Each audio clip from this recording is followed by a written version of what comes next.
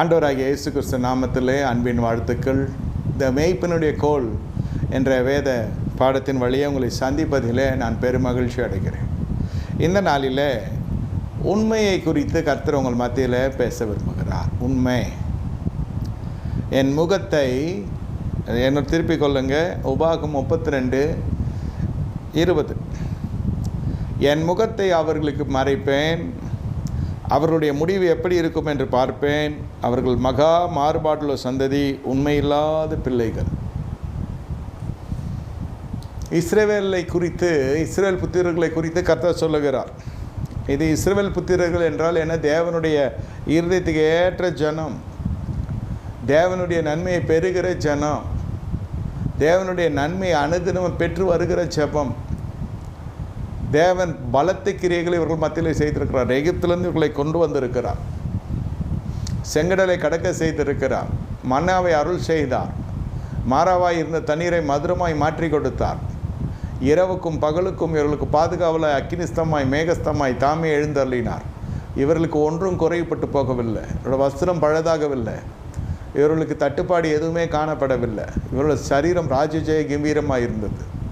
இவருடைய முகக்கலை எல்லோருக்கும் பயம் தரக்கூடியதாக, மேன்மை பொருந்தினதாக இருந்தது.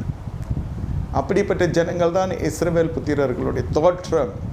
ராஜஜெய கம்பீரம், சரீரத்தில் காண்டாமிருகத்துக்கு ஒத்த பலன், ஒரு நோய் இல்லை, ஒரு வியாதி இல்லை. இவர்கள் உதடுகளில் துதி காணப்பட வேண்டும். இவர்கள் கர்த்தருக்காக பிரித்தெடுக்கப்பட்ட ஜனங்க. இவர்கள் உதடுகளிலே துதி காணப்பட வேண்டும். இந்த இரவு வேலையில் இந்த வேத பாடத்தில் கலந்திருக்கிற அன்பான சகோதரன் சகோதரி, உங்களிடத்தில் கர்த்தரை எதிர்பார்க்கிற ஒரு காரியம் உண்மை. என்னிடத்தில் கர்த்தரை எதிர்பார்க்கிற ஒரு காரியம் உண்மை. மெய்ப்பனுக்கும் சரி, விசுவாசிகளுக்கும் தெரியும், பொதுவாக இருக்கிற காரியம் உண்மை. உண்மையுள்ள மனுஷன் பரிபூர்ண ஆசீர்வாதங்களை பெறுவான். உண்மையுள்ள மனுஷன் பரிபூர்ண ஆசீர்வாதங்களை பெறுவான். அல்லேலூயா. உண்மையாக இல்லாத பிள்ளைகள் என்று கர்த்தருடைய உதடுகள் சொல்லுகிறது. அவர்கள் மகா மாறுபாடுள்ள சந்ததி. எப்படிப்பட்ட சந்ததி? மகா மாறுபாடுள்ள சந்ததி, உண்மை இல்லாத பிள்ளைகள். மாறுபாடானவனுக்கு மாறுபாடு நிறைந்தவராய் கர்த்தர் எழுந்தருளுகிறார். புனிதனுக்கு புனிதனாய் கர்த்தர் எழுந்தருளுகிறார். ஏன் இந்த பிரச்சனை? ஏன் இப்படியெல்லாம் நடந்து கொண்டிருக்கிறது? கர்த்தர் இந்த சாயந்தர வேலையில் உங்களிடத்தில் சொல்ல விரும்புகிறது என்னவென்றால், நம்முடைய பார்வைக்கு நாம் உண்மையுள்ளாக இருப்போம். யாரும் செய்யாத நம்ம செய்யலை. நம்ம காட்டிலும் பெரிய மகாபாவிகளை மேற்கோள் காட்டி நம்முடைய வாழ்க்கையை நாம் இஷ்டப்படி வாழ்ந்து கொண்டிருப்போம். இயேசுவின் நாமத்தை தரித்திருப்போம். கையில் வேத புஸ்தகம் இருக்கும். பல காரியங்கள் போய்கொண்டிருக்கும். கர்த்தர் இந்த நாளில் உங்கள் மத்தியில் சொல்லுகிற ஒரு காரியம், அவர்கள் உண்மையில்லாத ஜனங்க, மாறுபாடுள்ள சந்ததி. இந்த மாறுபாடுள்ள சந்ததியை விட்டுத்தான் நாம் ரட்சிக்கப்படுகிறோம். அப்போஸ்தலர் நடபடிகளை வாசிக்கிறோம். ஞானஸ்தானம் மனம் திரும்பி எடுக்கிறோம். இந்த இஸ்ரவேல் புத்திரர்களுடைய செங்கடலை கடக்கிறது ஞானஸ்தானத்துக்கு ஒப்பாக இருக்கிறது என்ற வேதத்தில் வாசிக்கிறோம். ஒரு கழுவுதல் இல்லாவிட்டால் ஒரு சுத்திகரிப்பு இல்லை. ஜலம் தண்ணீரினால் கழுவப்படுகிறார்கள். அதற்கு ஒப்பாய் அது காணப்பட ஒரு துளி கூட அவர்கள் மீது படலை. ஆனால் அவர்களை காத்து வந்தது அந்த ஜலத்தின் வழியே அவர்கள் கடந்து வந்தது. ஜலத்தின் வழியை கடந்து வர வேண்டும். நோவாவுடைய பேழையை பார்ப்பீங்கன்னா ஜலத்தில் மிதந்து வருகிறது. அதற்குள்ளே தான் மாலுமி கிடையாது, கர்த்தர் தான் மாலுமி. ஆனால் ஜலத்திலே கழுவப்படுகிறது. முழு அண்ட சராசம் கழுவப்படுகிறது. முழு உலகம் கழுவப்படுகிறது. மழை என்ற பேரில். நீங்கள் ஆதாமை பார்ப்பீர்கள் என்றால் கிழக்கத்து தோட்டத்தை, ஏதேன் தோட்டத்தில் கிழக்கத்து பகுதியில் இருக்கிறார். அப்புறம் ஆறுகள்லாம் உருவானது. 4 ஆறுகளை கடந்து வந்து ஆண்டவரோட அழைத்து கொண்டு வந்து ஏதேன் தோட்டத்தில் வைக்கிறான். எங்கே? பழங்களெல்லாம் இருக்கிற இடத்துல. ஏன் நான் சொல்லுகிறேன்னா, அவன் ஆறை கடக்கிறான், இவன் புயலை கடக்கிறான் நோவா. இந்த ஜனங்க செங்கடலை கடக்கிறார்கள். உங்கள் வாழ்க்கையில் கர்த்தர் ஒரு ஜலத்தினால் ஒரு அபிஷேகத்தை, ஜலத்தினால் கடந்து வருகிற ஒரு அனுபவத்தை கொடுத்திருக்கிறார். ஆகையால் நீங்கள் என்ன செய்ய வேண்டும்?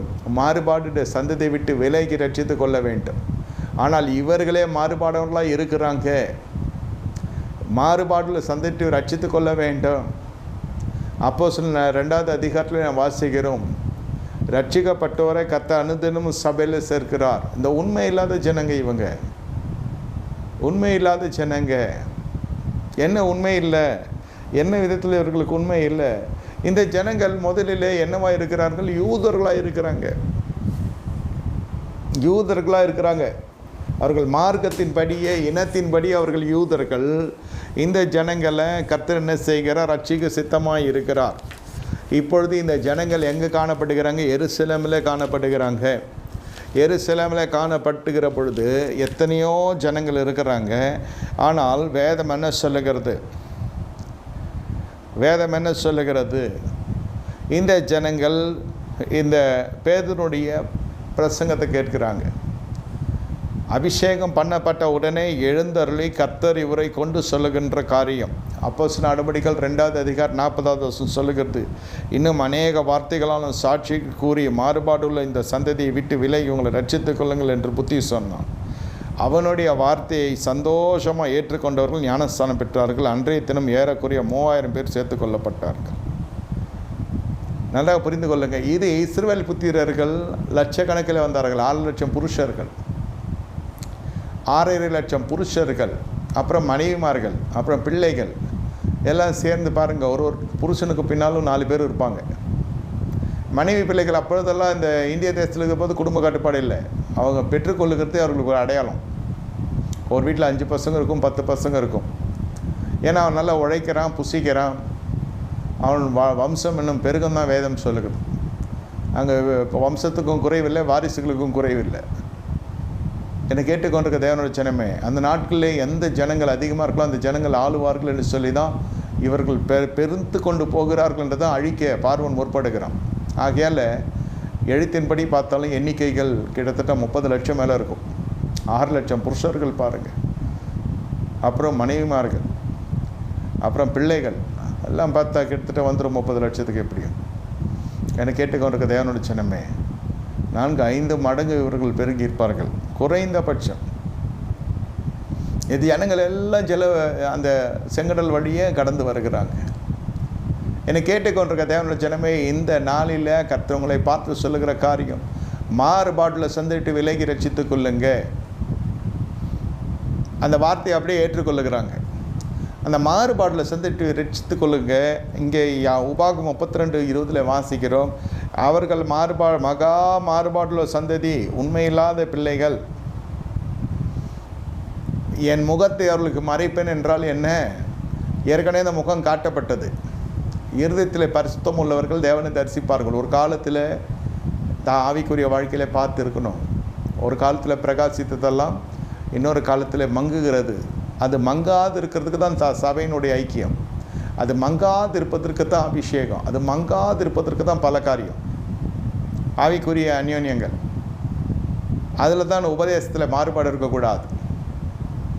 ஒரே மந்தை ஒரே மேய்ப்பன் என்பதை போல என்ற வசனத்துக்கு ஏற்றபடி பரிசுத்தாவினுடைய தலைமைத்துவத்துக்கு வந்த பிறகு நாம் மாம்ச ரீதியான காரியங்களிலே, புத்தியிலார ஆராதனையில் நம்ம பங்கெடுக்கக்கூடாது.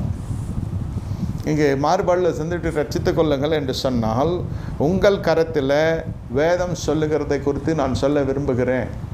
ஆசாரனாக இருக்கட்டும், மேய்ப்பனாக இருக்கட்டும், உங்களிடத்தில் கர்த்தர் உண்மையை எதிர்பார்க்கிறார். உண்மையாக இருக்க வேண்டும். நான் என்ன செய்வது? இங்கே எழுதப்பட்டிருக்கிற வசனத்தின்படியே நாம் பார்க்க வேண்டும். 1 ராஜாக்கள் 2வது அதிகாரம் 3வது வசனம். பிரியமான ஜனமே, இந்த இடத்துல வேதம் சொல்லுகிட்டு பாருங்கள், நீ என்ன செய்தாலும், நீ எங்கே போனாலும், எல்லாவற்றிலும் புத்திமானாக இருக்கிறதற்கும் கர்த்தர் என்னை குறித்து உன் பிள்ளைகள் தங்கள் முழு இருதயத்தோடும் தங்கள் முழு ஆத்மாவோடும் எனக்கு முன்பாக உண்மையாய் நடக்கும்படி தங்களை வழியை காத்து கொண்டால், இஸ்ரவேலின் சிங்காசனம் மேல் வீற்றிருக்க புருஷன் உனக்கு இல்லாமல் போவதில்லை என்று சொன்ன வார்த்தை திடப்படுத்துகிறதற்கும் என்று எழுதப்பட்டிருக்கிறது. இந்த இடத்துல நீங்கள் உண்மையாய் நடக்கும்படி தங்கள் வழியை காத்து கொண்டால், நீங்கள் போக வேண்டும் போகக்கூடாது என்று சொல்லவில்லை. நீங்கள் எங்கு சென்றாலும், என்ன செய்தாலும், எங்கே போனாலும் எல்லாவற்றிலும் புத்திமானாய் இருப்பதற்கும், நீங்கள் முழு இதத்தோடு முழு ஆத்மாவோடு உண்மையாய் நடக்கும்படிக்கு கர்த்தருக்கு முன்பாக உங்களை காத்து கொள்ள வேண்டும். உங்களை காத்து கொள்ள வேண்டும். என்னை கேட்டுக்கொண்டிருக்க தேவனுடைய ஜனமே, தேவன் உங்கள் மத்தியில் காத்து கொள்ள விரும்புகிறார். காத்து கொள்ள விரும்புகிறார். காத்து கொள்ள விரும்புகிறார். காத்து கொள்ளுதல் அது உங்கள் மீது விழுந்த கடமை. நீங்கள் இந்த பறவைகளை பார்த்தீங்கன்னாக்கா அதை காட்டிலும் பராக்கிரமமான மிருகங்களுக்கு தன்னை காத்து கொள்ள வேண்டும். ஒவ்வொரு மிருகமும் தன்னை காட்டிலும் பலசாலியான மிருகம். மிருதுவான மிருகங்கள், மென்மையான மிருகங்கள், பராக்கிரமசாலியான மிருகங்களுடைய வாய்க்கு இரையாகி கூடாது என்று சொல்லி தங்களை காத்து கொள்ளும். மீன் தண்ணீரில் இருந்தாலும் கொஞ்சம் மேலே வருகிற பொழுது பறந்து வந்து அடித்து கொண்டு போகிறதை நம்ம இப்போ காட்சிகளிலே பார்த்துருப்போம், தொலைக்காட்சியில் பார்த்துருப்போம், படங்களில் பார்த்துருப்போம், எவ்வளோ இணையதளத்தில் பார்த்துருப்போம். அதுபோல் ஒவ்வொரு உயிரினங்களுக்கும் அதை காட்டிலும் பராக்கிரமசாலி உயிர்கொல்லியாக அல்லது உயிர் வேட்டை ஆடுகிற ஒரு ஜீவராசிகளாய் காணப்படுகிறது. ஆனால் மனிதன் மட்டுமே என்ன செய்கிறான்? மனிதன் வெட்டி சாய்த்து கொள்கிறான். மனிதன் வெட்டி சாய்த்து கொள்ளுகிறான். இன்று இரவு வேளையில் நீங்கள் தெரிய வேண்டும், பிரியமான தேவனுடைய ஜனமே, நீங்கள் எதற்கு காத்து கொள்ள வேண்டும்? மாறுபாடுள்ள சந்ததி ஆவியிலே உண்மையிலெல்லாம் இருக்க வேண்டும். நீதிமொழிகள் 11:13 வாசிக்கிறோம். 11:13 புறங்கூறி திரிகிறவன் ரகசியத்தை வெளிப்படுத்துகிறான், ஆவின் உண்மை உள்ளவனோ காரியத்தை அடக்குகிறான். வாய் சரி கிடையாது. இஸ்ரவேல் புத்திரர்களை கர்த்தர் உண்மையற்ற ஜனங்கள் என்று சொல்லுகிறதுக்கு காரணம், சத்தியத்தின் பட்சத்தில் நம்ம நிற்க வேண்டும், மாம்சத்தின் பட்சத்தில் போகக்கூடாது. சத்தியத்தின் பட்சத்தில் நீங்கள் நிற்க வேண்டும். உங்களையும் என்னையும் விடுவித்தது அந்த சத்தியம்தான். உங்களையும் என்னையும் காத்து கொண்டிருக்கிறது அந்த சத்தியம்தான். உங்களையும் என்னையும் வழி நடத்துகிறது அந்த சத்தியம்தான், கர்த்தருடைய வழி. இதில் நடுவில் சத்தியம் இல்லாமல் போதிருக்கிற காரணம் புறங்கூறி திரிகிறது. புறங்கூறுதல் என்றால் என்ன? கோல் சொல்லுதல், சிலருடைய மறைவுக்கு பின்னாக, முதுகுக்கு பின்னாக பேசுகிறது அந்த மனுஷனை குறித்து. யாரானா இருக்கட்டும், ஊழியக்காரன் அப்படியெல்லாம் நான் சொல்ல, குடும்பங்களுக்குள்ளே நடக்கும்.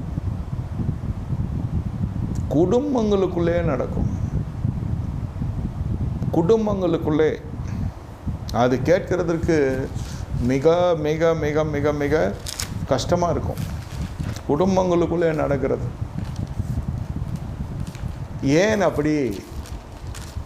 ஏன் அப்படி உண்மையற்ற ஜனங்களாய் காணப்படுகிறோம்? எதனால் அப்படி உண்மையற்ற ஜனங்களாக நீங்கள் போய் கொண்டிருக்கிறது? வாழ்க்கை சரீரத்துக்கு மேன்மை, சரீர மேன்மைக்காக நம் பெற்ற பிள்ளைகளை அப்படி செய்து விடுவாங்க சில பேர். என்னையா நீங்கள் இப்படி சொல்லுகிறீங்க நீங்கள் நினைக்கலாம், ஆனால் அது உண்மை. இதனுடைய காரியம் உங்களுக்கு கொஞ்சம் கஷ்டமாக இருக்கும் சொல்லுகிறது, அதான் உண்மை. பிரியமான தேவனுடைய சின்னமே, என்னோட திருப்பிக் கொள்ளுங்கள் 2 நாளாகமும் 22வது அதிகாரத்தில். இதெல்லாம் வீட்டுக்குள்ளே நடக்கிற காரியம். சபைக்குள்ளே எப்படி புறங்கூறுதல் வருகிறது?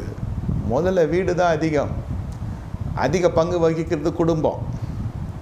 பிரியமான தேவனுடைய ஜனமே, 3வது வசனம் சொல்லுகிறது, அவனும் ஆகாப் குடும்பத்தாரின் வழிகளிலே நடந்தான், துன்மார்க்கமாய் நடக்க அவனுடைய தாய் அவனுக்கு ஆலோசனைக்காரியாக இருந்தார். தாய் யார்? அத்தாலியால், ஆகாப் ராஜாவுடைய மக. அது ஆகாப் ராஜா யார்? இப்படி சொன்னால் உங்களுக்கு புரியும். எசபேலுடைய வீட்டுக்கார், கணவர் ஆகாப் ராஜா. அவன் ஆகாப்பின் குடும்பத்தாரை போல கர்த்தரின் பார்வைக்கு பொல்லாப்பானதை செய்தான்.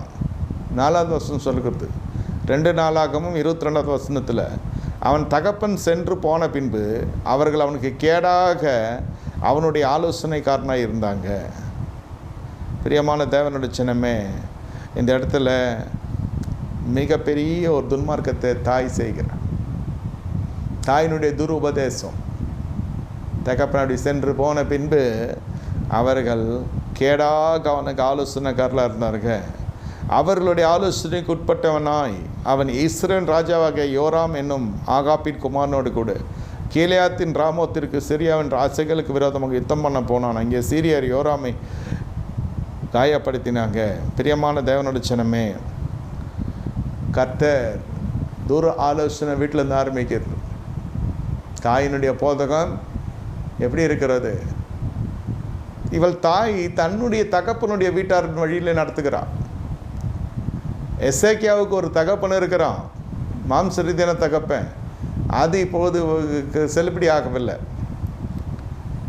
தாவீது தன் தகப்பனாகிய தாவீதின் வழியில் நடக்கிறான். தகப்பனாகிய தாவீதின் வழியில் நடக்கிறான். தாவீதுக்கும் இந்த எசேக்கியாவுக்கும் எங்கே இருக்கிறது இடைவெளி என்ன? ஆனால் தாவீதின் வழியில் நடக்கிறான். உண்மையாய் கர்த்தரை சேவிக்கிறான். உண்மையாய் கர்த்தரை சேவிக்கிறான். நல்லா புரிந்து கொள்ளுங்க. உண்மை எப்பொழுது உங்களுக்கு இருக்கும் என்று சொன்னால், ஆவியில் இந்த ஆவியில் உண்மை காரியத்தை அடக்குகிறான். புறங்கூறி திரிகிற ரகசியத்தை வெளிப்படுத்துகிறான். ஏன் நான் சொல்லுகிறேன் என்றால், சில சமயத்தில் புறங்கூறுதல் சபையில் தான் இருக்கும் என்று சொல்லுவாங்க நிறைய பேர். சபையில் இந்த கோல் சொல்லுகிறவனோடு அங்கங்கே கோல் சொல்லி திரியாக என்றெல்லாம் வேதவாசனம் இருக்குது, இல்லைன்னு சொல்ல. இது உற்பத்தி ஆகிற இடம். இதுக்கு பிறப்பிடம் எங்கே என்று கேட்டால் குடும்பம். தாய் எப்படியோ, தாய் தானே பிள்ளைகள் இடத்துல அதிக நேரம் செலவு செய்கிறாங்க. என்ன வேலைக்கு போனால் கூட சரி, தாயினுடைய ஸ்தானம் வேறு. தகப்பன் பணிக்கு போய் விடுகிறான். இந்த இடத்துல அத்தாலியால் கொடுக்கிற தூர ஆலோசனையில் பிள்ளை பட்டு போய் விடுகிறது நாளடைவில். அதன் பிறகு அவள் எதற்கும் துணிந்தவள். அவள் ஏறி சிங்காசனம் ஏறி அரசாளுகிறான், இல்லைன்னு சொல்லலை. ஆனால் இது எங்கே இது எசபேலுடைய குமார்த்தி. எனக்கு கேட்டுக்கொண்டிருக்க தேவனுடைய ஜனமே, உங்களுடைய இது அவர்களுடைய தகப்பன் வழியிலே நடக்கிறது எதற்கு இருக்கிறது என்று கேட்டால், மாம்ச ரீதியான சில தீர்மானங்கள், எங்கள் பழக்க வழக்கங்கள், இது எங்களுடைய பண்பாடுகள், எங்களுடைய கலாச்சாரங்கள், இது எங்களெல்லாம் இல்லை. இனி நாம் ஆவிக்குரியவர்கள்.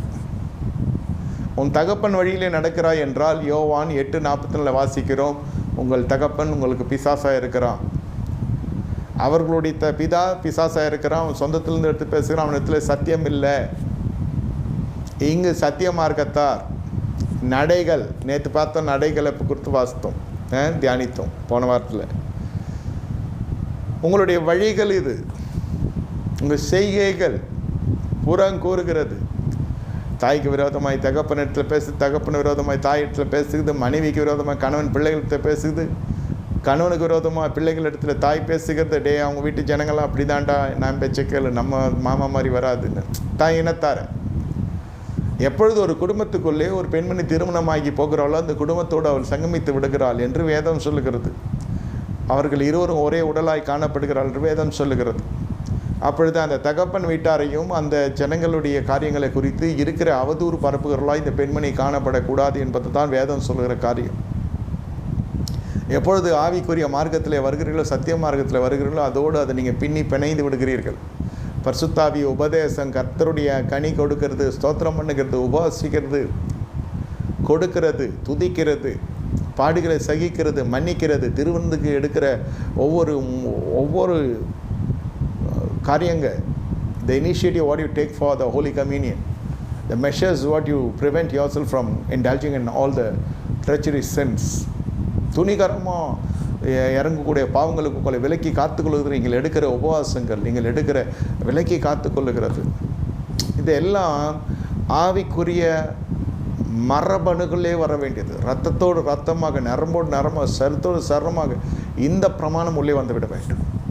இன்னும் என் தகப்பன் வீடு, எங்கள் பழக்க வழக்கம், நாங்கள் யார், எங்கள் குடும்பம் என்ன, என்னுடைய அந்தஸ்து என்ன என்றெல்லாம் சொன்னோம் என்றால் நாம் மாறுபாடு சந்தையாக போய்விடுக்கிறோம். அதிலிருந்து தான் வெளில கர்த்தர் கொண்டு வந்திருக்கிறோம். உங்கள் செழிக்கட்டும், உங்கள் பொருளாதாரம் உயரட்டும், உங்கள் ஆள் தத்துவம் கம்பீரமாக இருப்பதற்கு தான் கர்த்தர் வழிகளை சொல்லுகிறார். நீங்கள் குறுக்கி போவதில்லை. இப்படி நினைக்கிறதுனால நீங்கள் குறுக்கி போவதில்லை. இப்படி நினைக்கிறதுனால ஆனால் நீங்கள் பெருகுவீர்கள் என்று மட்டும் நினைக்காதீங்க. உங்களுடைய பெருக்கத்திற்கு தங்கு தடை இருக்கிறது உங்கள் மன எண்ணங்களே. இது உண்மை. உங்களுடைய மன எண்ணங்களே உங்களை பெருக்கத்தை விட்டு விலகி போய் செய்துவிடும். பிள்ளைகளுக்குள்ளே கூட சொல்லுகிறேன், ஒரு பிள்ளை எனக்கு பிடிக்கும், இன்னொரு பிள்ளை எனக்கு பிடிக்காதுன்னு சொல்லக்கூடாது. எல்லா பிள்ளைகளும் கர்த்தர் கொடுத்த பிள்ளைங்க. உங்களுக்கு கொடுக்கப்படுகிற பிள்ளை, நான் சொல்ல சபையில் இருக்க பிள்ளைகள் சொல்ல, நீங்கள் பெற்றெடுத்த பிள்ளைகளை சொல்கிறேன். அதில் ஒன்று தாய் சாயில் இருக்கும், அவங்க அம்மா சாயில் இருக்கும், இன்னொன்று மாப்பிள்ளையோட அம்மா சாயில் இருக்கும். மாமியார் சாயில் இருந்துச்சுன்னா அந்த பிள்ளை என்ன ஆகுமோ தெரியாது. ஆமாம், அது ஒரு பார்வையை பார்க்குறப்பே அடித்து நொறுக்கிற மாதிரி இருக்கும் மருமகளுக்கு. அதான் இந்த குழந்தையோட தாய்க்கு சில சமயத்தில் எந்த விதமான அவர்களுடைய மாம்ச கண்ணோட்டில் பாராமல் கர்த்தர் கொடுத்த பிள்ளை இந்த பிள்ளை எனக்கு பிடிக்கும், அந்த பிள்ளை எனக்கு உதவியாக இருக்கும், எந்த பிள்ளையும் எல்லா பிள்ளையும் உதவியாக இருக்கணும். உங்களுக்கு உங்கள் வளர்ப்பு அப்படி இருக்கணும். உங்கள் வளர்ப்பு சரியில்லைன்னா இப்படி தான் இது கோணலாக போயிடும் சந்ததி. கோணலும் மாறுபாடுன சந்ததி விலகி ரட்சித்து கொள்ளுங்க. அவர்களை விட்டு பிரிந்து சென்று உங்களை ரட்சித்து கொள்ளுங்க. என்ன விசுவாச ஞானஸ்தானம் எடுக்கிறவர்களுக்கு தெரியும், சத்தியம் என்னன்னு தெரியும், சபை என்னன்னு தெரியும், எல்லாம் தெரியும். ஆனால் வெளியே வர மனசு வராது. ஏன்? மாறுபாடு உள்ள சந்ததி விலகி ரட்சித்துக்கொள். நீங்கள் கர்த்தர் கொடுக்குற வார்த்தை, கர்த்தர் கொடுக்குற சாட்சி, அவர்கள் உண்மையற்ற ஜனங்க. அதுதான் சொல்லுகிறது. இந்த மனித குணாதிசயங்கள், இந்த மாம்ச குணாதிசயங்கள், இதெல்லாம் வந்து ஜென்ம சுபாவம். உங்கள் தாய் எப்படின்னா இருந்துட்டு போட்டோம், அவங்க ரட்சிக்கப்படலை. இல்லை ரட்சிக்கப்பட்டிருக்கலாம், நீங்கள் கேட்கிற சத்தியத்தை அவங்க கேட்கல. நீங்கள் சகோதரிக்கிற இந்த ஆவிக்குரிய சத்துவங்களை அவர்களுக்குள்ளே போய் சேரலை. இயேசுவே என்னை காப்பாற்றுன்னு சொல்லி கண்ண மூடி இருப்பாங்க. அவருடைய வளர்ப்புகள் உண்மையிலே கனி கொடுக்கக்கூடியதாக கூட இருக்கும். ஆனால் அது ஒழுக்கம் நிறைந்ததாக இருக்கும். எத்தனையோ பேர் எனக்கு தெரிஞ்சு தண்ணி அடிக்கிறப்போ கூட சிலுவை போட்டு தண்ணி அடிக்கிறவன் இருக்கான், சைட் டிஷ்ஷையும் சிலுவை போட்டு சாப்பிட்றவன் இருக்கிறான். இது எதில் சேர்த்திக்க? குடித்தா கூட சிலுவை போடுவான். ஆனால் குடிக்காரன் நம்ம சொன்னால் கோவம் வந்துடும். இந்த பக்தி பாருங்கள், இது நடக்குதா இல்லையா? நிறைய நான் பெரும்பாலும் நான் இப்போ கண்ணாரே பார்த்துருக்குறேன். நீங்கள் எங்கே அங்கெல்லாம் போனீங்கன்னு சொல்லாதீங்க. இதெல்லாம் வழியில் தடங்களை காணக்கூடிய காரியங்க. நடு வீதியில் தான் உடச்சி ஊற்றுறானே வாயில். இதுக்கு வேறு போய் வேறு பார்க்கணுமா? அப்படி சிலுவை போட்டு குடிக்கிறவங்களாம் இருக்கிறாங்க, கிறிஸ்மஸ் குடிக்கிறவங்களாம் இருக்கிறாங்க, நியூ இயருக்கு அன்றைக்கி குடிக்கிறவங்களாம் இருக்கிறான், இதுக்கு ஒரு கும்பல் சேர்த்து வச்சு குடிக்கிறவங்களாம் இருக்கிறான். குடி மட்டும் இல்லை, இது எல்லாமே மாம்ச ரீதியான ஆராதனை. பண்டிகைக்கு துணி எடுக்கிறதும் சரி, பண்டிகைக்கு அது பண்டிகையாக நினைத்து வழிபடுகிறது, இதெல்லாம் ஒரு மாம்சம், ஒரு ஜோர் இருக்கும். பாருங்கள், கேரல்ஸ் வந்து கொண்டிருப்பாங்க. ஏன் அது? இயேசு பிறந்தார். இயேசு உண்மையிலே பிறக்கிறாரா? அப்படி மார்பாடு சென்று வெளியே வருவேன். வேதம் தெளிவாக சொல்ல, உண்மையற்ற ஜனங்க, அவங்கள காத்துக்கொள்ள முடியாது. அந்த ஜனங்கள் எடுத்து காத்துக்கொள்ளணும். இப்போ பிள்ளைகள் எப்படி திசை திரும்பி போகிறார்கள் என்பதுக்காக நான் சொல்லுகிறேன். ஏசா ஏசா ஏசா ஏசா ஏசா ஏசா அழிந்து போனதுக்கு காரணமே இந்த ஈசாக்குள்ளே குடும்ப நிர்வாகத்தில் இருக்கிற கோளாறு தான். தாவீதுடைய சில பசங்கள் சிதறி போனதுக்கான காரணம் என்ன? தாவீதுடைய தலைமைத்துவம் சரியா இல்லை. தாவீதோ எங்கே உண்மைகளோட காணப்படுகிறான். தாவீது உண்மையுள்ளவன். என்ன, அவனை எதுவுமே நம்ம சொல்ல முடியாது. என் வீட்டில் எங்கும் உண்மையுள்ளவன் தாவீது. அப்போஸ்தலர் வாசிக்கிறோம், தாவீதை குறித்து ஒரு நல்ல சாட்சியை கர்த்தர் தருகிறார், இல்லைன்னு சொல்லலை. பிள்ளைகள் வளர்ப்பு, இன்றைய விசுவாசிகளுடைய வாழ்க்கையில் நீங்கள் மட்டும் உத்தமங்களாக இருக்கக்கூடாது. உங்களுடைய உங்கள் பிள்ளைகள் நிச்சயமாக நீங்கள் உருவாக்க வேண்டும். நீங்கள் இவ்வளவு பிள்ளைகள் அவங்க வீட்டில், அத்தனை பிள்ளைகளும் யாருக்கு பிறந்ததுனாக்கா ஒவ்வொருத்தர் பெண்டாட்டிக்கும் பிறந்தது, மறுமனையாட்டிகளுக்கு பிறந்தது எல்லாம். இப்போ யார் அந்த சிங்காசனில் உட்கார வைப்பாங்க ராஜான்ற ஒரு கண்ணோட்டத்தில் தான் அந்த மறுமனையாட்டிகள்லாம் இருந்தாங்க. தாவீதோடைய பயணப்பட்டவர்கள்லாம் அப்படி தான் இருந்தாங்க. அது தாவீதுக்கு தெரியும். அதனால தான் அன்பத்தேரன் போகிற இடத்துலலாம் ஒரு பொம்பளையாக கூப்பிட்டு வந்தார். அது அவருக்கு பல காரணங்கள் இருக்கும். பழைய ஏற்பாட்டு காலம் என்ன, புதிய ஏற்பாட்டு காலத்தில் நீங்கள் இப்படிப்பட்ட மாறுபாடில் சந்திட்டு விலகி ரட்சித்து கொள்ளணுமா இல்லையா? கள்ளம் பண்ணுறவன், கபடு பண்ணுறவன், துன்மார்க்கத்தில் இருக்கிறவன், பாவிகள், பரியாசக்காரர்கள், இவர்கள் இடத்துலெல்லாம் நெருங்கி பழகிற சவகாசங்கள். சரி, அதிலெல்லாம் விட்டு மாறுபாடில் சந்திட்டு விலகி ரட்சிக்கப்பட்டாச்சு. இப்பொழுது இந்த இடத்துல என்ன நடக்கிறது? ஈசாக்குடைய குடும்ப நிர்வாகத்தை குறித்து இந்த இரவு வேலை உங்களை எடுத்து சொல்கிறோம். உண்மை உள்ளவர்களாக நீங்கள் பிள்ளைகள் உண்மையற்றலாம் மாறுபாடு உள்ள சந்ததியாக போவதற்கான காரணம் ரட்சிக்கப்பட்ட பெற்றோர்கள் கவனக்குறைவாக வளர்க்கறதுனால்தான். இந்த ஆலயத்தோடு முடியாத ரட்சிப்பு, உங்கள் வீட்டு வரைக்கும் அந்த ரட்சிப்பு வரும். இல்லை, காத்து கொள்ளணும். ரெபேக்காலுக்கு யாக்கோபு ரொம்ப பிடிக்கும். ஏன்னா அது அடுப்பங்கரையில் கொஞ்சம் அதிகமாக வேலை செய்யும் தாய்க்கு.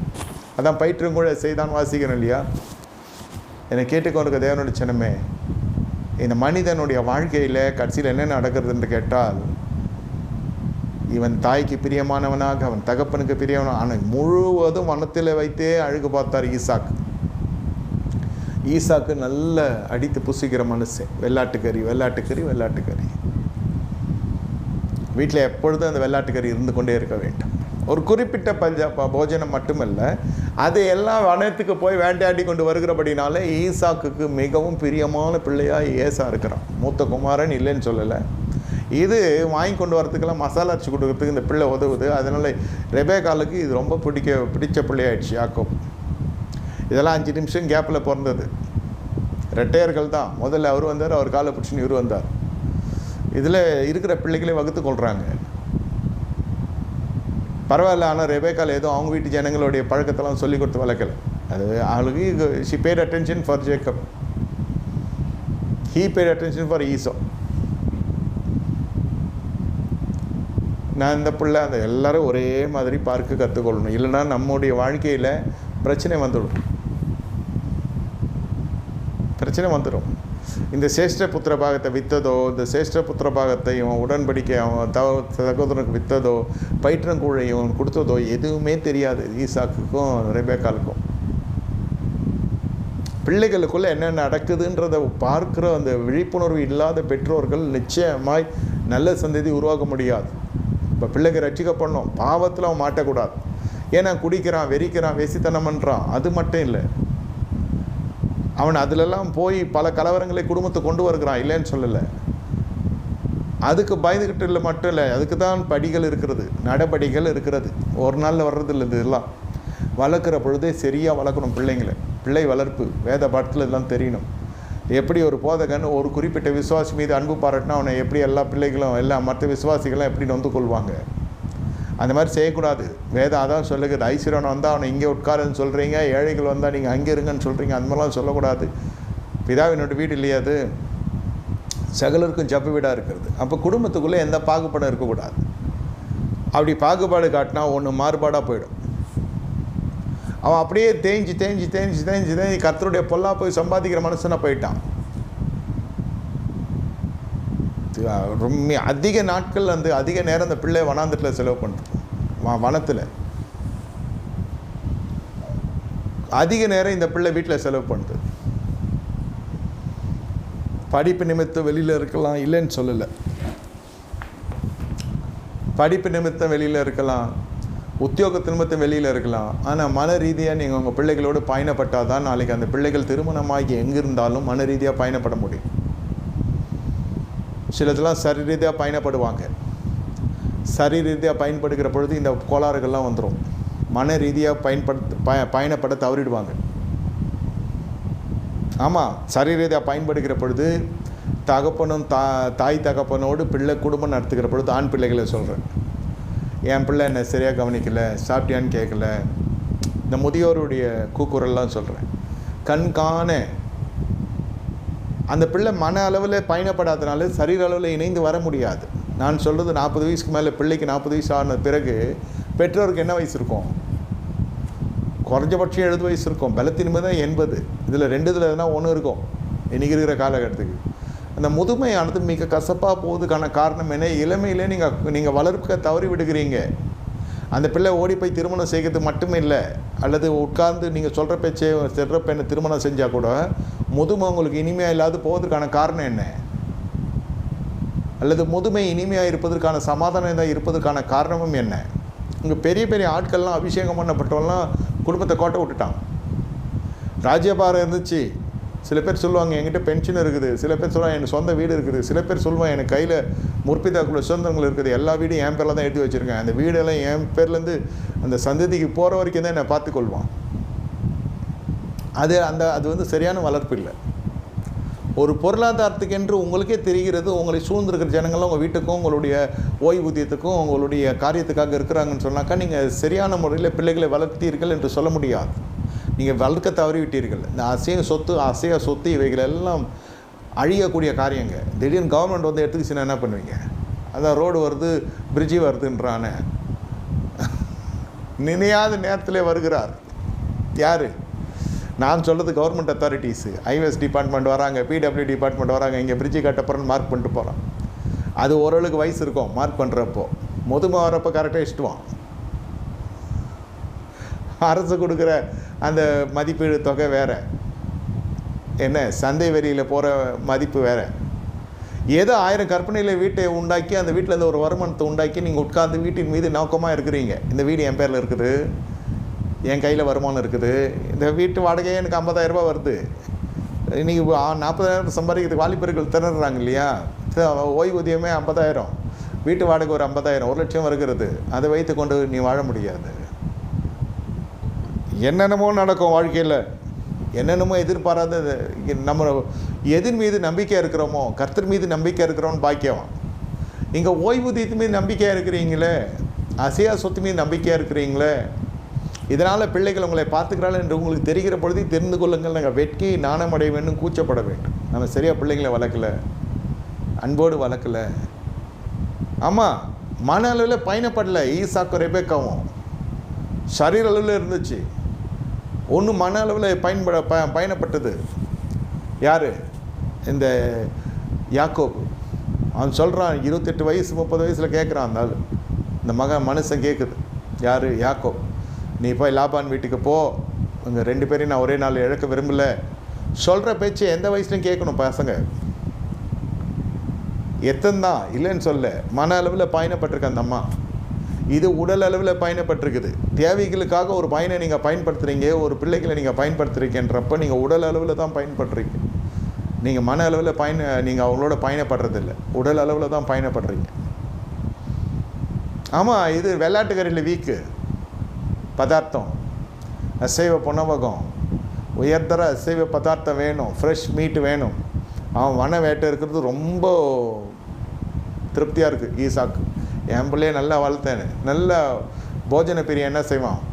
கேட்ரிங் படித்த பசங்க கேட்ரிங் காலேஜில் படிக்க வச்சுட்டேன்னு வச்சுக்கோங்க. என் பசங்களை இதை செஞ்சு கொடு, அதை செஞ்சு கொடு, அதை செஞ்சு கொடு, இதை செஞ்சு கொடுன்னா அது அங்கே ஒரு தியரி படிக்கும், இங்கே ப்ராக்டிக்கலுக்கு நான் இருக்கிறேன்னு தீனி கொல்லி மாதிரி. பிள்ளை நல்ல மார்க் எடுக்கும். ஃபேக்ட்.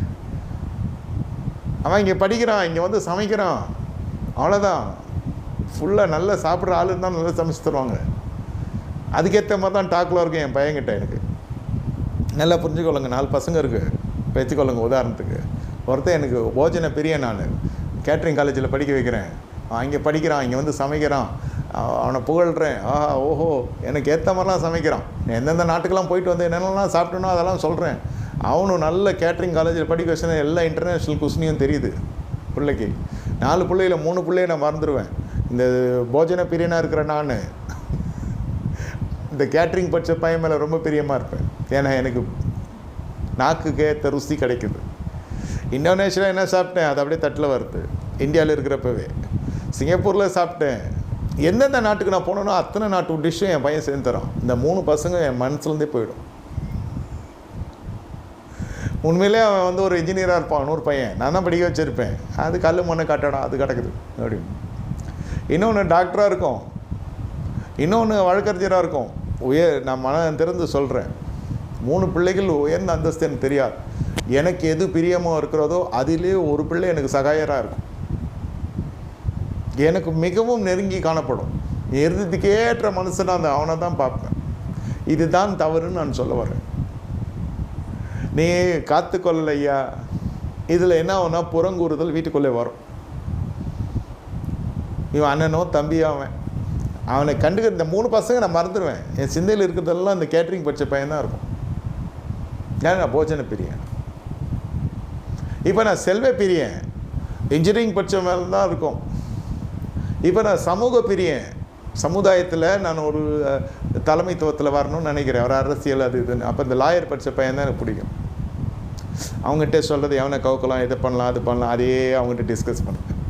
இன்னொன்று செல்வ பிரியன், இங்கே லேண்டு இருக்குது, இந்த பில்டிங் கட்டலாம், அதை பண்ணலாம், இதை பண்ணலாம், இதை லீஸ் கேடு, அது இது பண்ணு, அதை பண்ணு, இதை பண்ணு. நான் செல்வ பிரியத்திலே அவனை எனக்கு என்ன பிரியமாக இருக்கிறதோ அதற்கேற்றபடி பிள்ளைங்களை சூஸ் பண்ணிங்கன்னா அதுங்களோட பயணப்படுத்து. மீதி பிள்ளைங்களாம் தாராந்திரம். என் கண்களுக்கு தெரியாத ஐயா, எல்லாரும் காட்டிலும் அப்சலோம் மேலே ரொம்ப பிரியமாக இருந்தார் தாவீது ராஜா. அப்சலோமுடைய கோரிக்கை ஏற்றுக்கொள்ள முடியல. காத்துக்கொள்றது சொல்கிறேன், புறங்குறி தெரியறது இல்லை. ஆவியோடு ஒத்து போகிறது எதுவுமே பண்ண முடியல. பிரியமே ரூபவதியே, உங்களில் தெரிந்து கொள்ளுங்க, உங்கள் வாழ்க்கை ரொம்ப பெரிய வாழ்க்கை உங்கள் வாழ்க்கை, சின்ன வாழ்க்கை. நம்ம நினச்சா பெரிய வாழ்க்கை, நம்ம நினச்சா சின்ன வாழ்க்கை. என்ன வேதம் சொல்லுகிறது? துர்க்குணத்துக்கு அவர் முன்பாக 2 சாமுவேல் 22-24 வாசிக்கிறோம். அவருக்கு முன்பாக மன உண்மையாக இருந்து என் துர்க்குணத்துக்கு என்னை விலக்கி காத்து கொண்டேன். துர்க்குணத்துக்கு விலக்கி இவர் காத்து கொண்டார். என்னை கேட்டுக்கொண்டிருக்க தேவனுடைய ஜனமே, நான் சொல்கிறேன் கேளுங்க. இந்த ஈசாக்கினுடைய குடும்பம் நாசமாக போனதுக்கு காரணம், தாவீதுடைய குடும்பம் நாசமாக போனதுக்கு காரணம், இது குடும்ப ஆச்சரியத்தை கொடுக்கல, வேத பாடம்தான். ஆனால் வேத பாடத்தில் நீங்கள் இதெல்லாம் புரிந்து கொள்ளணும். என்ன, உங்களை காத்துக்கொள்ளணும். இதிலேருந்து எல்லாம் நம்ம பிள்ளை ஒன்று தான். நான் சிற்றுண்டி சாலைக்கு போய் டோக்கன் வாங்கின்னு கார் எடுத்துன்னு போய் அங்கே உட்காந்து சாப்பிட்றது. என் பிள்ளை வரப்பவே அந்த கறி மீனெல்லாம் வாங்கின்னு வந்து, காய்கறிலாம் வாங்கின்னு வந்து எனக்கு ஏற்றபடி சமைச்சு கொடுக்குறான். எனக்கு பிடித்ததை ஒரு பிள்ளை செய்கிறது. மீதி பிள்ளைகள் அதை குறித்து எனக்கு விருப்பமானவைகளை குறித்ததான அறிவு இல்லை அதுங்களுக்கு. வளர்ப்பெல்லாம் ஒரே சோறு போட்டு தான் வளர்த்துது, எல்லாம் ஒரே பால் குடிச்சு இருந்தது தான் பசங்க, 4 பசங்களும். ஒரு பிள்ளை எனக்கு ரொம்ப கை கொடுக்குறோன்னா இருப்பான். இது ஊழியக்காரனாக இருந்தாலும் பிரச்சனை. ஊழியக்காரனாக இருந்தால் கூட சொல்கிறேன், 4 பிள்ளைகளை ஒன்று ரட்சிக்க வரைக்கும் ஒன்றுக்கு உண்மையிலே ஊழிய அழைப்பு இருக்கும். அது தவப்பன் இருக்கிற வரைக்கும் முள்ளாக இருக்கும். தவப்பன் செத்தோன்னு தான் அது ரட்சிக்கப்படும். மற்றதெல்லாம் சும்மா கிட்டார் வாசிக்கும், நம்ம கூட நிற்கும். அழைப்பினவோ அநியாயம் செய்கிறவனுக்கு அவன் நீதிமானா மாறி வரத்துக்குள்ளே நான் போய் சேர்ந்துடும் பரலோகத்துக்கு. என் முழு கான்சன்ட்ரேஷன் இந்த கீபோர்டு வாசிக்கிறானே அவனை தான் அடுத்த பாஸ்டர்னே அனௌன்ஸ் பண்ணுறோம் என் புத்தி.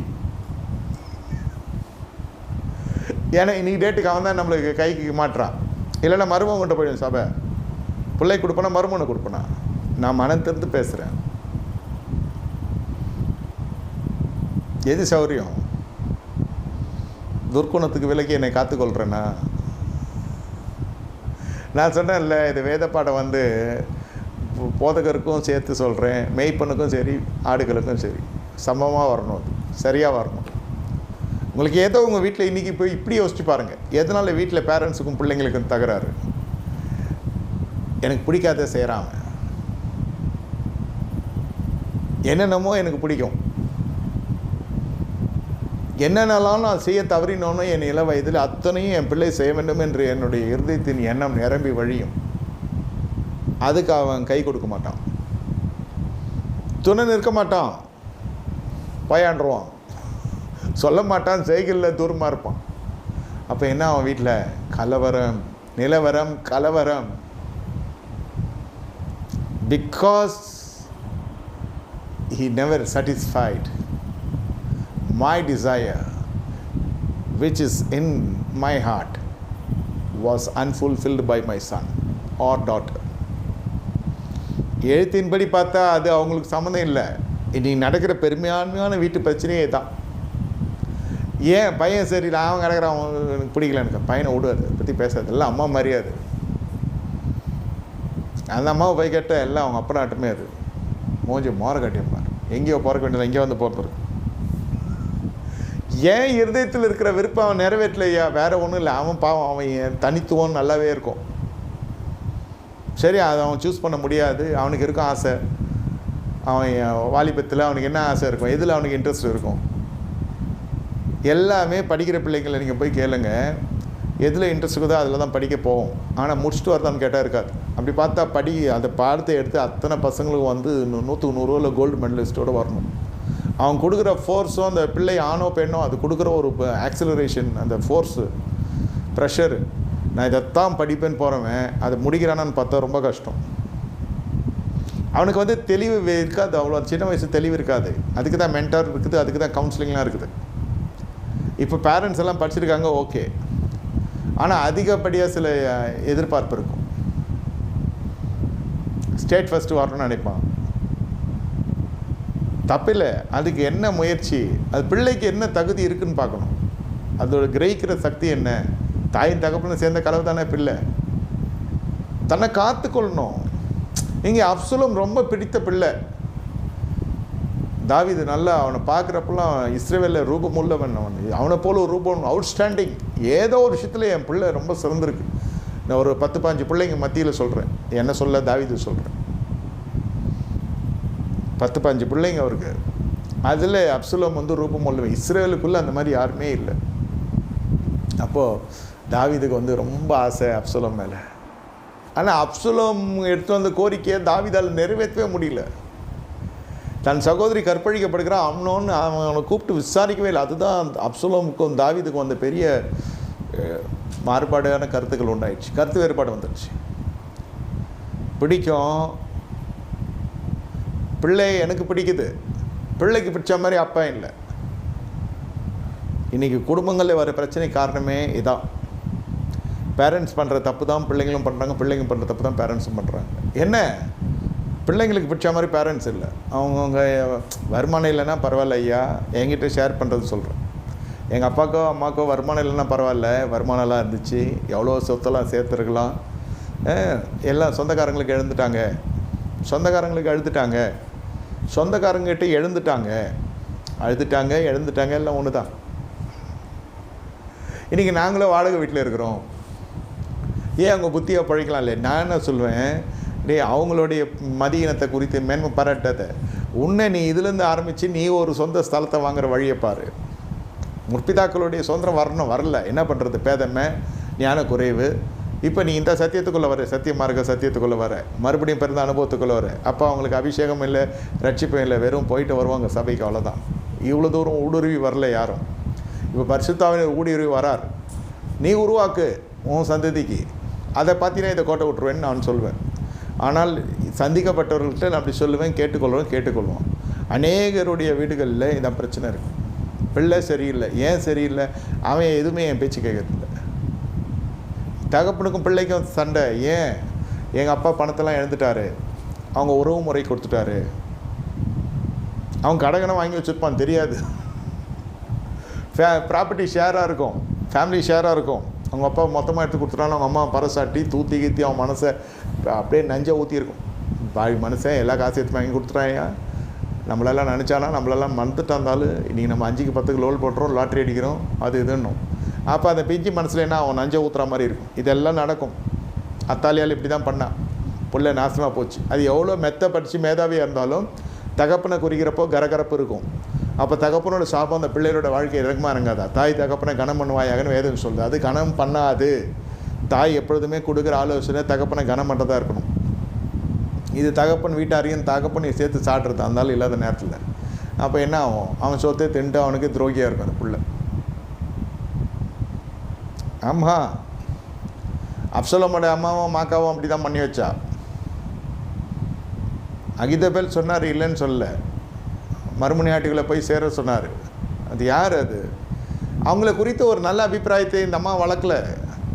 சரி, அது 2 பொண்டாட்டிக்காரன் வீடு இல்லை, பல பொண்டாட்டி. அது அந்த காலம் வேறு. அவங்களும் உனக்கு அம்மா மாதிரி என்னாண்டா அப்படியெல்லாம் சொல்லியிருக்கலாம். அதை பார்க்குறப்போ அந்த சக்காலத்தி தானே இவங்கெல்லாம். அந்த மாவை இப்படி பண்ணா, இந்த மாவை அப்படி பண்ணான்னு வீட்டில் சொல்லியிருக்கோம். ஆல்ரெடி அது பேஸ் கிரியேட் பண்ணிடுச்சு அந்த அம்மா. மாக்கான்றது பேர். கேசூர் ராஜாவுடைய மக. அவளுக்கு பிறந்தது தான் அப்சலோம், தாவீதுக்கும் அவளுக்கும். இந்த சக்கல்திகள் ஒருத்தியோடு ஒருத்தி பேசிக்கிறது, அது பகையாளியை போல் வளர்க்குறது. அது பேஸ், அஸ்திவாரம் போட்டாச்சு மாக்கா. இப்போது ஒரு சிச்சுவேஷன் வருது. அகிதோல் சொல்லணும்னா டக்குன்னு ஸ்பார்க் ஆகிடுது, ஃபயர் ஆகிடுது. உடனே போய் மறுமணியாட்டிகளெல்லாம் பிரவேசித்து தாவீதுனுடைய கோபத்தை மட்டும் சம்பாதிக்கல, சாபத்தை சம்பாதிச்சுக்கிறார் அப்சலோம். கட்சியில் போயே சேர்ந்துருச்சு. அப்புறமா அழுகிறார் தாவீது. சில சமயம் நம்மளுக்கு புரியாது. பிடிச்சதே நம்ம பிடிச்சி வைக்க தெரியணும். ஏதாவது உங்களுக்கு பிடிக்குதா, அது உங்களுடைய வட்டாரத்தில் நீங்கள் அதுக்கு உங்களை பிடிக்கிற மாதிரி நடந்துக்கணும். நல்லா புரிஞ்சுங்க. சாதாரண தமிழில் சொல்கிறேன். உங்களுக்கு விருப்பமானவைகள் எது இருக்கிறதோ அதுவும் உங்களை விரும்பத்தக்கதான ஒரு செய்கை உங்கள் வாழ்க்கையில் இருக்கணும். நீதியாகவும் இருக்கணும், அந்த செய்கை நியாயமாகவும் இருக்கணும். இப்படி நீங்கள் செஞ்சீங்கன்னா உறவு முறைகள் உடையாது.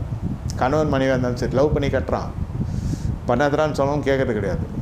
அதெல்லாம் ஒத்து வராதுரான்னு சரி கட்டுறான். அதுக்கப்புறம் அதே தான், இஷ்டப்பட்டு படிக்க போன படிப்பும் கஷ்டப்பட்டு பண்ண கல்யாணமும் நஷ்டப்பட்டு போனதான் மிச்சம். அரியர்ஸு, இது டிவோர்ஸ், வேறு ஒன்றும் பெரிய விஷயம் இல்லை. இதை தான் படிப்பேன் சரிடா, எப்படியோ சேர்த்து விட்டுருவோம். கடனை வாங்கியோ இல்லை எஜுகேஷன் லோனோ ஏதோ ஒன்று போட்டு அவனை படிக்க வச்சா முடிவுகள் நம்ம விரும்புகிற மாதிரி வரல. எனக்கு அதை குறித்து தான் அறிவும் இல்லை, சொல்கிறானேன்னு படிக்க வைக்கிறேன். அதான் சிறுவரை விட்டு வெள்ளாமல் வீடு தேராது. எவனா ஒருத்தன் முடிச்சிருப்பான், அதுக்கு பார்த்துட்டு இவன் துடிப்பான். இதுதான் இந்த தொழிலை பார்த்துன்னு சொல்லுவான் சில பேர்லாம், இதில் போட்டால் இவ்வளோ வரும், அவ்வளோ போட்டால் வரணும். கடைசியில் ஒன்றும் வராது, காரணம் ஒண்டி வரும். இது இதாச்சா, அது அதாச்சா, அது இதாச்சா. மிஞ்சி போனால் நஷ்டப்பட்டவன் எல்லாம் உள்ளே போய் கதை சாத்திக்குவான். கொஞ்சம் நேரம் அவன் உள்ளே இருப்பான். வெளியே இருக்கலாம், பரவாயில்ல, வாடா வெளில தற்கொலை கிற்கொலை பண்ணிக்க போகிறானேன்னு சொல்லி விட்ருவான். இதே தான் விஷயம். இஷ்டப்பட்டு பண்ண கல்யாணமும் இதே தான். நீ கல்யாணம் பண்ணி கொடுக்கலாம், நான் செத்துரு வேணுமா, அவன் எதனா பண்ணிக்க போகிறான்னு பயந்துன்னு கல்யாணம் பண்ணி கொடுப்பான். அது கொஞ்ச நாள் டைவர்ஸ் ஆகுது, சரியாக வாழ்கிறது இல்லை இல்லையா, எதிர்பார்த்த பலன்கள் வருகிறது இல்லை. அதில் பண்ணுற ஒரு மிஸ்டேக் என்னென்னா, உனக்கு எது பிடிக்குமோ, உங்களுக்கு எது விருப்பமாக இருக்கிறதோ, மனுஷ உறவுகள் சொல்கிறேன், அது அந்த மறுமுனையும் நம்மளை விரும்புகிற மாதிரி நடந்துக்கணும். அது எப்போனா ஒரு அளவுக்கு தான் நடந்துக்கும், அது உண்மையாக இருக்காது. அதனால தான் காதல் ஜெயிச்சு கல்யாணத்தில் வரும், அப்புறம் கல்யாணம் தோற்றுரும். அந்த மறுமுனை என்ன நினைக்கும், இவர் கடைசி வரைக்கும் இந்த மனசு இப்படி தான் இருப்பான், இவனும் என்ன நினைப்பான், கடைசி வரைக்கும் அந்த மனைவியை மனவாட்டியான நம்மளை நல்லா பார்த்துக்குவான், இவன் உண்மையானவ. ஒன்றும் தெரியாத வயசு அது. அதே போல் நான் படிப்பு சூஸ் பண்ணுறதுக்கும் அவனுக்கு அவ்வளோ நாலேஜ் இருக்காது. இதை படித்தா அவ்வளோ சம்பளம் கிடைக்கணுமா, இவன் முடிப்பானான்னு அவனுக்கு தெரியுமா, தெரியாது. படிப்பின் மேலே உனக்கு இன்ட்ரெஸ்ட் இருக்கணும், உனக்கு கெப்பாசிட்டி இருக்கணும்ல. நீ அப்பா அம்மாவை கூட விட்ரு, உன்னை அது முடிக்கக்கூடிய திராணி இருக்கான்னு பார்க்குறவன் தான் தாய் தவைப்பேன். எதுவுமே பண்ணாத, அவன் ஆசைப்பட்டான், தம்பி இஷ்டப்பட்டுச்சு, தம்பி விரும்பிச்சின்னு எதனா ஒன்று பண்ணி வச்சுட்டு, அப்புறம் பார்த்தீங்கன்னாக்கா ஒரு 55 வயசில் பண்ணுற கல்யாணம், தாய் தகப்பனுக்கு 55-60 வயசுக்குள்ளே, பிள்ளைக்கு 28 வயசு 25 வயசில் பண்ணுற கல்யாணம், 25லேருந்து 30க்குள்ளே பண்ணுற கல்யாணம்.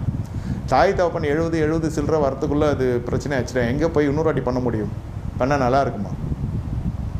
இதே தப்பு தான் அடுத்த முதுமையிலையும் பண்ணுவான், 2வது ரவுண்ட்லேயும். தக்க வைத்துக்கொள்ள தெரிந்து கொள்ள வேண்டும். அப்சலோமுக்கு தாவீதுக்கு நல்ல உறவு இருந்தது. அப்சலோமும் அந்த பிள்ளையும் விரும்பிச்சு அந்த தகப்பனை. என்னென்னா எங்கள் அப்பாவுக்கு ரொம்ப பிடிக்கும், நான் கொண்டு போகிற இந்த கோரிக்கை எங்கள் அப்பா நிச்சயமாக கேட்பார் அப்படி தான் வந்துச்சு. வந்தான் அவன், ஆனால் அவனை சட்டை பண்ணல தாவீது. மௌனம். சில சமயத்தில் பேசணும் இல்லையா பிள்ளைங்கிட்ட, இதெல்லாம் தன்னை காத்துக்கொள்ளணும். அப்போனா எனக்கு அம்னோன்னு யாருன்னே தெரில. அம்னோம்னு அந்த செய்கை மூலியமாக தான் நமக்கு தெரியும், தாமரை கற்பழிச்சது மூலியமாக தான் தெரியும். தலைப்பு செய்தியாக வந்துட்டான், விளையாட்டு செய்தி தலைப்பு செய்தியாக மாறிச்சு. ஆமாம், ஆனால் அப்சலோம் அப்படி இல்லை, மிகப்பெரிய பராக்கிரமசாலி, ராஜ்யபாரத்தை எடுத்து நடத்தக்கூடிய தாளந்து இருந்தது. கிருபை இருக்குது, அழைப்பு இருக்குதுன்னு சொல்ல, தாளந்து இருக்குது. அடுத்தது வந்தான்னு எல்லோரும் நம்புகிற அளவுக்கு ஒரு ப்ரெசன்டேஷன் வந்துச்சு அவங்ககிட்ட. அந்த மாதிரி ஒரு 10 நம்பிக்கையை சம்பாரிச்சான். தலைமை தோத்துக்குரிய எல்லா குணாதிசயம் அப்சலோமுக்கு இருந்துச்சு. வாழை தான் கொடுத்து வைக்கல. ஆமாம், இதுக்கு எல்லாம் காரணம் யார்? அபிஷேகம் பண்ணப்பட்ட தாவீது, தேவபக்தி நிறைந்த ஈசாக்கு. விளையாட்டில் இது பெற்றோர் ஸ்தானன்றது புள்ள பெற்றோன்னு முடியாது. சில பேர் சொல்லும், அப்பா கல்யாணம் பண்ணி முடிச்சிட்டேன், என் கடமை முடிச்சிட்டேன், அதுக்கப்புறம் தான் ஏன் ஆரம்பிக்குது உன் வாழ்க்கை. ஞானஸ்தானம் எடுத்துட்டேன், எல்லாம் பாவம் போயிடுச்சுன்னு நினைக்காதீங்க, அதுக்கப்புறம் தான் பாவ சோதனை ஆரம்பிக்கும். அபிஷேகம் பண்ணப்பட்டுட்டேன், அதுக்கப்புறம் தான் யுத்த காலமே ஆரம்பிக்குது. எவ்வளோ பார்க்குறோம். எப்போ திருமணம் பண்ணிட்டேன், ஒரு ஸ்டேஜுக்கு ஒரு பருவத்துக்கு அப்போ தான் வாழ்க்கை துவங்குது. எல்லாத்துலேயும் உங்களை காத்துக்கொள்ளணும். இந்த மனம் விரும்புது பாருங்கள், நகையை விருங்க, ஆடம்பரத்தை விரும்புங்க. நான் சொல்கிறேன், உங்களுக்குள்ளே இருக்கிற துர்க்குணத்தை விரும்புங்க. எல்லாம் நீ பெத்த புள்ள தானேயா, அது நான் ஒரு புள்ளன்னா உனக்கு பிடிக்குது, அது உனக்கு பிடிச்சதை செய்யுது, அதுக்கு பிடிச்சது நீ செய்வியா? செய்ய மாட்டேன், செய்ய முடியாது. அதுக்கு வரைக்கும் மனசுக்கு இடம் கிடையாது. நேரம் முடிஞ்சு தூக்கம் வந்துடும், நைட்டு வந்துடும். அதுக்குள்ளே நீங்கள் யோசிச்சு பாருங்கள், எந்த விதத்தில் வேணால் யோசிச்சு பாருங்கள். இது கொஞ்ச நாள் அந்த குடும்பமே நாசமாயிடும். அந்த தகப்பன் மகனுக்கு இருக்கிற ரிலேஷன்ஷிப்பு, தகப்பன் மகளுக்கு இருக்கிற ரிலேஷன்ஷிப்பு, தாய் மகளுக்கு இருக்கிற உறவு, பெற்றோருக்கும் பிள்ளைகளுக்கு இருக்கிற உறவு, இந்த பெற்றோர் பிள்ளைகளுக்கு இருக்கிற உறவே முறிஞ்சிடும். அப்புறம் மாமியார் வீட்டில் அவ்வளோதான், கேட்க வேண்டியதில்லை. ஸ்டார்டிங்லேருந்தே அது ஒரு மாதிரி தான் இருக்கும். பழக்கம் இல்லை இல்லையா, நல்ல உறவு வைத்துக்கொண்டு நம்ம பிள்ளைங்களுக்கு பழக்கம் இல்லைன்னா அந்த மாதிரி ஒரு நல்ல போதனைக்குள்ளே நடத்தில் வளர்க்கல. என் பிள்ளை வளர்க்க நான் தவறிட்டேன். இது ரொம்ப டீப்பான சப்ஜெக்ட், புரிஞ்சுக்கோங்க. வேத பாடத்தில் இது வருது, காத்துக்கொள்ளணும். பெரிய டாப்பிக்கு, நான் இப்போ ரொம்ப பேசிக்காக சொல்கிறேன், கொஞ்சம் தான் சொல்கிறேன். காத்துக்கொள்ளணும். துர்க்குணத்துக்கு விலைக்கு என்னை காத்துக்கொள்ளணும். மன உண்மையாக துர்க்குணத்துக்கு விலைக்கு என்னை காத்துக்கொண்டேன், நல்லா காத்துக்கொண்டேன். காத்து கொண்டிருந்தால் விட்டுருப்பியா குழந்தைங்கள? கர்த்தர் சொல்கிறாரு, சூரிய வெளிச்சத்துக்கு முன்பே இதில் நடைபெறணும் இல்லைன்னு நான் சொல்லலை, அது ஒரு சாபம் இல்லைன்னு சொல்லலை. பட் ஸ்டில் அவன் விபச்சாரம் பண்ணால் வாழ்க்கையை கோட்டை விட்டான், பிள்ளைகளை எழுந்துட்டான். விபச்சாரமே பண்ணாத எத்தனை குடும்பங்கள் நாசமாக இருக்குது புதிய ஏற்பாட்டில். நம்ம காலத்தில் சொல்கிறேன், உண்மையிலே விபச்சாரம் இருக்காது குடும்பத்தில், உண்மையிலே துதி இருக்கும், உண்மையிலே வேத வாசிப்பு இருக்கும், உண்மையிலே ஆலயத்துக்கு போக்குவரத்துமாக இருப்பான், 2 சர்வீஸ்க்கும் வருவான். இங்கே வரலனாலும் சொல்கிறேன் பொதுவாக. அப்புறம் ஏன் பிள்ளைங்க தவறிச்சுன்னா எல்லாம் உலகத்தை கை காட்டுவாங்க, உலகத்தை சுட்டி காட்டுவாங்க. இப்போ இருக்கிற காலம் அப்படி தான் பிரதர். காலேஜ் போயிட்டுன்னா பசங்க மாறிடுவாங்க. ஒன்றும் கிடையாது. உனக்கு பிடிச்சதை உன் பிள்ளை செய்யணும்னு நினைக்கிறேன், பிள்ளைக்கு பிடிச்சதை நீ செய்யணும்னு நினைக்கிறியா? பிள்ளைக்கு மறுபடியும் சொல்கிறேன், மதியினும் பிள்ளைன்னு மனசில் ஒட்டியிருக்கோம், அவ்வளோதான் கட்டுவேணுமா, இவனை தான் கட்டுவேணும் பிள்ளை, அதுதான் மதியினும். அதுக்குள்ளே நீங்கள் பயணப்படணும் பயப்படாமல். ஆட்சேபனை என்பதை அது ஒரு விதமான அணுகுமுறையோடு செய்கிற பொழுது அதுக்கு பிள்ளைக்கு புரிய வரும். நீங்கள் நினைக்கிற மாதிரி உங்கள் பிள்ளைங்களாம் ரொம்ப ப்ரில்லியண்ட்லாம் கிடையாது, சத்தியம் இது. அது அப்போ தான் வளர்ந்து வருது, அதுக்கு பின்னாடி தெரியாது, முன்னாடி தெரியாது. இன்றைக்கி கண்களுக்கு தான் எது பிரியமாக இருக்கோ அதான் பிடிக்கும். எவனா அவன் நண்பன் சொல்லுவான், இந்த கோர்ஸ் படித்த மச்சான் நான் போயிட்டான், அவன் இங்கே போயிட்டானுமா, இவன் எங்கேயோ போயிடும். சேர்க்காதீங்கன்னு சொல்லலை, உங்களுக்கு தெளிவு இருக்கணும். சாதாரண விஷயமே உங்கள் பிள்ளைகளிடத்து சின்ன விஷயம் நீங்கள் கேட்டு அது உங்களை திருப்திப்படுத்துகிறது. அதை நீங்கள் ஏதாவது ஒரு விதத்தில் திருப்திப்படுத்துகிறீர்களா, அப்போ அந்த பிள்ளைக்கு நம்பிக்கை வரும். இது ஒரு பிள்ளை மட்டும் இருக்கிற, இப்போ நிறைய பேருக்கு வீட்டில் ஒரு பிள்ளை தான் இருக்குது, இல்லை மிஞ்சி போனால் 2 பிள்ளை, 3 அபூர்வம். நீங்கள் 4-5 பிள்ளை வச்சுருந்தாங்க, 10 பசங்க வச்சுருந்தாங்க, அப்பாங்கெல்லாம் மிஸ் ஆகிட்டாங்க. ஒரே பிள்ளை 2 பிள்ளை வச்சு ஈசாக்கு ஃபேமிலியும் மிஸ் பண்ணிடுச்சு. அந்த ஏசாவின் மீது வருகிற சாபம். உபதியாவில் போய் வாசிங்க, பழைய ஏற்பாட்டில் உபதியான ஒரு அதிகாரம் இருக்குது. ஏசாவின் மீது ரொம்ப கர்த்தர் ரொம்ப வெறுக்கிறார். அவனுக்கு நல்ல ஒரு போதனை கொடுக்கல, நல்ல வளர்க்கலை. போய் வனம்னு மாதமாக சம்பாரிச்சு பணமிச்சா போதும். இவர் சம்பாதிக்காத காசெல்லாம் அந்த பிள்ளைங்கக்கிட்ட வாங்கி இவர் செலவு பண்ணி கொண்டிருக்கிறார், தகப்பனும் தாயும். அப்படி இல்லைன்னா அடுத்த சிப்ளிங்ஸுக்கு கோத்து விட்ருவாங்க. உன் அண்ணனை நீ தான் பார்க்கணும், உன் தம்பியை நீ தான் பார்க்கணும், உன் தங்கச்சி நீ தான் பார்க்கணும், உன் அக்காவை நீ தான் பார்க்கணும், குடும்பத்தை நீ தான் பார்க்கணும். மற்ற பிள்ளைங்களாம் இல்லை. அவன் மொண்டாட்டி கேட்பான், நீ ஒருத்தன் தான் பிறந்தியா அவங்க அப்பனுக்கு, அவங்களாம் இல்லையான்னு. சண்டை எங்கெங்கெல்லாம் ஆரம்பிக்குது. நான் என்ன சொல்கிறேன், ஒரு பிள்ளைய நீ வளர்த்து படிக்க வச்சு ஆளாக்கல, 4 பிள்ளை பெற்றிருக்க, 4த்தையும் நீ ஒரு தகப்பேன், 4 ஒரே மாதிரி நீ வளர்த்து 4 திசைக்கு ஒரு பெரிய கலங்குற விளக்கமாக வைக்கணுமா இல்லையா? இப்போ 1 செழித்து வந்திருக்குது, அதை எட்டுன்னு வந்து மிச்சம் 3 உதவ கரைக்கும் செலவு பண்ண சொல்கிறிய, இதை மன உத்தமாக நடக்கிறியா? இன்னொரு குடும்பத்தில் நீ கொல்லிய வைக்கல. இதெல்லாம் துர்க்குணம் இல்லையா? பெற்றோருடைய துர்க்குணம் இல்லையா? துர்க்குணத்துக்கு என்னை காத்துக்கொண்டு என் கர்த்தாவேன்னா அதெல்லாம் உண்மையாது? அதெல்லாம் கிடையாது. என் துர்க்குணத்துக்கெல்லாம் காத்துக்கொள்ளலை. எனக்கு அப்சுலமே அழுகுறதப்போ நல்லா இருக்குது. பாவம் பையன் செத்துட்டான், எல்லோரும் அழுவாங்க. பையன் செத்துட்டான் எல்லாம் அழுவாங்க, இல்லைன்னு சொல்ல. இது துர்க்குணம் தாவீதுக்கு. ஆமாம், சீமையை பார்த்து மன்னிச்சுட்டுறது எல்லாரும் எதிர்க்கும். ஐயோ கர்த்தர் தான் சொன்னார், கர்த்தர் சொல்லாமே என்னை திட்டுவானாம, உடுப்பரவாயில்ல கர்த்தாவே அப்படியே மீடியா எதிர்க்க ஒரு ஃபோர்ஸ் கொடுக்குற மாதிரி. அதுக்கப்புறம் அந்த சங்காசனத்துலேருந்து இந்த குடுகுடு கிழனாயி விருதாப்பியம் அடைஞ்சி போயிட்டு சாலமோன் ஆட்சிக்கு வந்தோடனே அவனை சமாதானத்தோடு இறங்க விடாது. அவனை குழியில் லேஸ்பட்டவே இல்லை. அவன் இந்த மாதிரி பண்ணான், அந்த மாதிரி பண்ணான், பழசெல்லாம் ரீவைண்ட் பண்ணி போட்டு அது உலக ஞானி அது தூக்கி அவ்வளோதான் அவனை சங்காரம் பண்ணிட்டாங்க. அப்புறம் புள்ளியும் சேர்ந்து அவனுக்கு ஒரு சட்டம் போட்டாங்க, எரிசலேம் மட்டும் யாரும் போகக்கூடாது 3 நாளைக்குன்னு. கொஞ்சம் அப்படி இப்படி போவோம், அடிக்கடி இந்த சட்டம் போகிறப்ப கண்டுக்காத விட்றது. சீமே எப்பவும் போகிற மாதிரி போயிட்டு வந்தான். ஒரு வாட்டி கப்புன்னு பிடிச்சி சட்டம் சொல்லுது, அவ்வளோதான் நீ செத்து தான் ஆகணும்னு சொல்லி சாவச்சிட்டான். இதுக்கெல்லாம் இன்ஸ்ட்ருமெண்ட் யார்? தாவீது. உண்மையிலே தாவீது தான் சொல்கிறேன். துர்க்குணத்துக்கெல்லாம் நான் விலக்கி காத்து கொண்டேன், நான் மன உண்மையாக இருந்தேன். அவர் அன்றைக்கி டேட்டுக்கு இருந்தார், அதுக்கப்புறம் பண்ணதாக இருக்கும். அது 2 சாமுவேல் 22 ஒரு துர்க்குணத்துக்கு நீங்களாகிறார். நான் சொல்கிறேன் இதோடு முடியாதுன்றேன். உங்கள் வயசு எதுனா இருக்கட்டும், 75 கூட இருக்கட்டும், 80 கூட இருக்கட்டும், சாவத்துக்கு முன்னே கூட ஒரு துர்க்குணம் வந்துடும். ஒன்று அவசரப்பட்டு முன்னாடியே வீட்டெல்லாம் கொடுத்துருவான், பிள்ளைங்களுக்கு எழுதியே கொடுத்துருவான். அது வாங்கி வச்சுன்னு அமுச்சு விட்ருவோம் வெளில, நீ இப்போ முதியோர் இல்லத்துக்கு போகணும். இன்னொன்று செத்தாலும் சாகிற வரைக்கும் கொடுக்க மாட்டாங்க. இந்த ஸ்டோரிக்கு எங்கே கேள்விப்பட்டிருப்பாங்க. பிள்ளைக்கு வீடை எழுதி கொடுத்துட்டு அவன் துரத்தி விட்டான். அவன் காலம் வரைக்குமாவது காலத்துக்கு பிறகாவது அவனுக்கு வந்து சேரும்னு கரெக்டாக பத்திரம் பண்ண மாட்டான். கடைசி வரைக்கும் சொத்தை பிரிக்காமே செத்த பெரிய பிரமுகர்கள் பரிசுத்தவான்களாம் இருக்கிறாங்க. சபையும் அப்படி தான். அடுத்த தலைவர் யாருன்னு, அதாவது தாவீதுக்கு உங்களுக்கு நீ காத்து கொண்டா சிங்காசனத்தின் மேல் வீட்டிற்கு ஒரு புருஷன் இல்லாமல் இருப்பதில்லை. தலை இருக்கிறப்பவே அது அடுத்த புருஷன் யாருன்றதை நிரூபிச்சுட்டு போயிடணும், நிலைநாட்டிட்டு போயிடணும். இல்லைன்னா எல்லாம் அச்சின்னு சாவான், அச்சின்னு வெத்தின்னு குட்டின்னு ரொம்ப கஷ்டமாயிடும் ஜீவியம். இதில் எத்தனை சபைகள் உடஞ்சிருக்கு. நெக்ஸ்ட்டு யாருன்றது இதெல்லாம் நன்றிருக்கா இல்லையா? காத்துக்கொள்ளலை. அது சம்டைம்ஸ் அந்த நம்ம பெற்றெடுக்கிற நம்முடைய பிள்ளைகளும் சரி, நம்ம குடும்பமே சரி, நம்மளை இழுத்து போட்டுரும் கீழே. வளர முடியாது. வளர்ச்சி என்பது முடிவு, மரண பரியும் நமக்கு வளர்ச்சி இருக்கணும். வளர்ந்துட்டோன்னு நினைக்க முடியாது, வளரணும்னு நினைக்க முடியாது. இது வளர விடாதுங்க. ஏன்னா எதையும் என்னோடய கட்டுப்பாட்டுக்குள்ளே நான் வைக்கலை. என் மனசை சொல்கிறேன். மன விரும்பினதெல்லாம் நான் ஆசைப்படுறேன்.